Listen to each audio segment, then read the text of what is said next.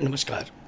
मैं रघुनाथ प्रसाद आज चर्चा कर रहा हूँ 2024 के लोकसभा चुनाव के परिणाम से निकले संदेश की।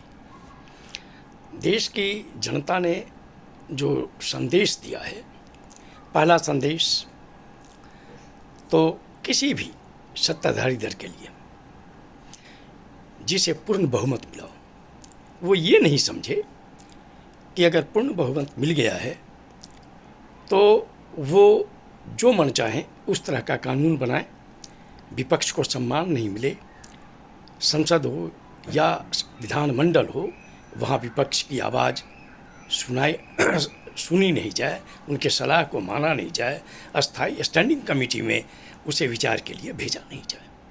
ये संदेश है। चूँकि विगत वर्षों में हम लोगों ने देखा कि किस तरह से अग्निवीर योजना आई, किस तरह से 3 कृषि कानून आए, किस तरह से श्रमिकों से संबंधित 4 कानून आए। ये संदेश है वैसे किसी भी पार्टी के लिए कि जिस तरह से कांग्रेस पार्टी के बड़े नेता श्री राहुल गांधी पर परिवारवाद का चश्मा लगाकर और उन्हें विभिन्न सोशल मीडिया के जरिए पप्पू साबित करने की कोशिश की गई। इस लोकसभा चुनाव में श्री राहुल गांधी वास्तव में भारत के बड़े नायकों में से एक बनकर उभरे हैं, जिन्होंने कांग्रेस पार्टी को 52 से 99 पर तो अपने साथियों के साथ लाया, लेकिन गठबंधन के कई सहयोगियों के साथ मिलकर इंडिया जो विपक्षी गठबंधन है उसकी ताकत को 240 के करीब पहुंचा दिया। ये संदेश किसी भी राजनीतिक दल के लिए है कि इस देश में पूर्ण बहुमत की सरकार से अच्छा काम हमेशा गठबंधन की सरकार करती है, और इस बार जो जनादेश प्राप्त हुआ है उसमें जो केंद्र में बनने वाली सरकार है एनडीए की, उसमें सबसे बड़ा संबल उन 2 नेताओं का रहेगा जो धर्मनिरपेक्षता के लिए माने जाते हैं। अपने अपने राज्यों में कभी भी अल्पसंख्यकों ने उन पर अविश्वास नहीं किया, चाहे वो श्री नीतीश कुमार हों या श्री चंद्रबाबू नायडू। ये जनादेश श्री राहुल गांधी के लिए भी है कि जिस तरह से आपने और आपके सहयोगियों ने मेहनत की कांग्रेस पार्टी की, अब आपकी ज़रूरत बहुत ज़्यादा इसलिए है कि अगले 5 वर्षों तक और उसके बाद भी आपके सारे कांग्रेसी कार्यकर्ता न केवल पूरे देश में क्रियाशील रहें, जनता के मुद्दों को थाना ब्लॉक से लेकर जिलों तक उठाएं, वरन वैसे राज्य जहां सीधी लड़ाई आपकी भारतीय जनता पार्टी से होती है, चाहे वो गुजरात हो, कर्नाटक हो, तेलंगाना हो, राजस्थान हो, मध्य प्रदेश हो, छत्तीसगढ़ हो, दिल्ली हो, उत्तराखंड हो, हिमाचल हो, वहाँ पर तो काफ़ी मेहनत की ज़रूरत है। क्योंकि इस बार भी विपक्षी गठबंधन की सरकार इसलिए नहीं बन पा रही है क्योंकि वैसे ही राज्यों में सीट इंडिया को नहीं मिला जहाँ कांग्रेस और भाजपा सीधे आमने सामने थी। ये संदेश भारत के मेन स्ट्रीम मीडिया को भी है। मेन स्ट्रीम मीडिया जो वर्षों से तो अजीब नैरेटिव चला ही रहा है, ये इस देश की जनता अब ये समझ गई है कि भारत का जो मेन स्ट्रीम मीडिया है यह भारतीय लोकतंत्र का चौथा स्तंभ नहीं, वरन वह सत्ता पक्ष के साथ सुर में सुर मिलाकर चलने में अपनी कामयाबी समझता है। इस लोकसभा चुनाव में पूरे तौर पर मेन स्ट्रीम मीडिया का ज़्यादा मीडिया, एक आध चैनल को छोड़कर, ने वही नैरेटिव चलाया कि अगर 400 पार तो 400 पार, 370 पार तो 370 पार। और माननीय प्रधानमंत्री जी के जो इंटरव्यू हुए उसमें कुछ ऐसे प्रश्न पूछे गए जो वास्तव में हास्यास्पद हैं, जिससे इस देश में बहुत ही गलत मैसेज गया।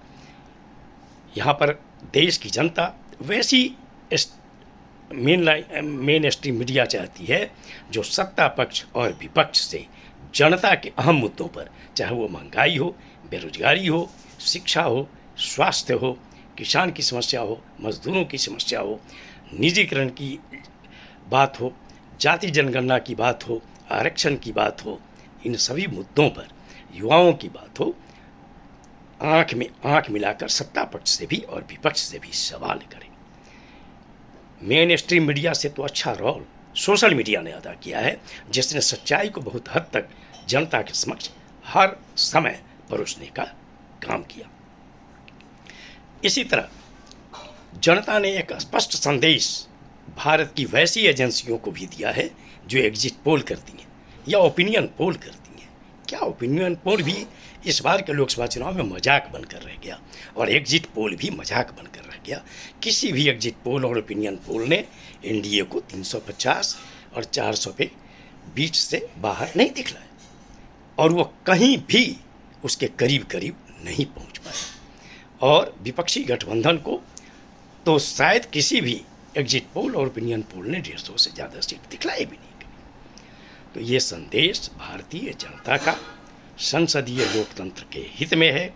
और मैं पहले भी इसी विचार का था कि भारत में मजबूत सरकार नहीं, गठबंधन की सरकार चाहिए, जहां पर समाजवादी विचारधारा पर भी काम हो, धर्मनिरपेक्षता के बिंदु पर काम हो। और भारत की जनता ने भारतीय जनता पार्टी को विशेषकर एक संदेश दिया है कि हर बात में धार्मिक आधार पर बंटवारा, धार्मिक नफरत को फैलाया जाना, इससे अब ये देश की जनता ऊब गई है।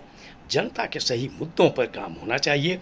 और आने वाले दिनों में जो एनडीए सरकार बनने जा रही है, हम लोग ये उम्मीद करें कि भारत सरकार निश्चित तौर पर पार्लियामेंट में बहस का बहुत पहले की तरह इतिहास बनाएगी कि सत्ता पक्ष और विपक्ष को अपनी संख्या बल के आधार पर सकारात्मक बहस करने की अनुमति जरूर दे। जो भी लोकसभा अध्यक्ष की कुर्सी पर या जो राज्यसभा के सभापति की कुर्सी पर होते हैं, उनका भी ये फर्ज बनता है भारतीय संसदीय लोकतंत्र की सफलता के लिए कि विपक्ष को भी सही मौका मिले और जो मामले स्टैंडिंग कमेटी में जाना चाहिए उनको जाना चाहिए, जो मामले ज्वाइंट पार्लियामेंट्री कमेटी में जांच के लिए जाना चाहिए उसे जाना चाहिए। और तभी यह देश आगे बढ़ेगा और सत्ता पक्ष और विपक्ष में समन्वय के साथ अच्छे अच्छे कानून बनेंगे और विपक्ष जो सही सुझाव दे उसको मानना भी सरकार को चाहिए। ये वीडियो आपको अच्छा लगा हो तो निश्चित तौर पर लाइक करें, शेयर करें। अब तक मेरे चैनल को आपने सब्सक्राइब नहीं किया, सब्सक्राइब करें, बेल आइकन को टच करें ताकि मेरे हर आने वाले वीडियो का नोटिफिकेशन आपको तुरंत मिल जाए। आप सभी लोगों के लिए शुभकामनाएं। धन्यवाद। जय हिंद।